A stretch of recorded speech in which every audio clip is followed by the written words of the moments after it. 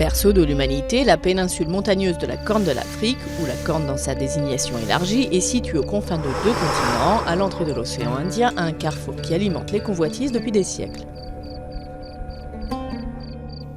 Terre de trafic, d'écrivains voyageurs, la région où cohabitent un État bimillénaire et des pays issus de la colonisation, islam et chrétienté, agriculteurs sédentaires et éleveurs nomades, voit son intérêt décuplé au XIXe siècle à la construction du canal de Suez. Seule l'Éthiopie échappe alors aux ambitions coloniales des empires européens qui se partagent la zone. Elle ne connaît qu'un bref intermède d'occupation italienne pendant la Deuxième Guerre mondiale quand forces de l'Axe et alliés s'affrontent dans la région.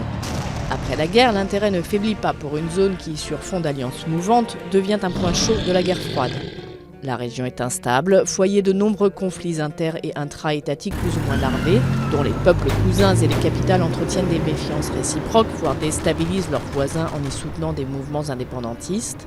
Mais la Corne, située sur le 4e axe mondial du transport énergétique, capte aujourd'hui encore l'intérêt des grandes puissances. La région, qui subit des sécheresses récurrentes et d'où partent une grande partie des réfugiés qui tentent de gagner l'Europe au péril de leur vie, mais abrite aussi le deuxième pays le plus peuplé d'Afrique, conserve un intérêt commercial majeur. Entre Djibouti et l'Éthiopie, ou au Somaliland autoproclamé indépendant, se développent des infrastructures majeures de transport largement financées par la Chine.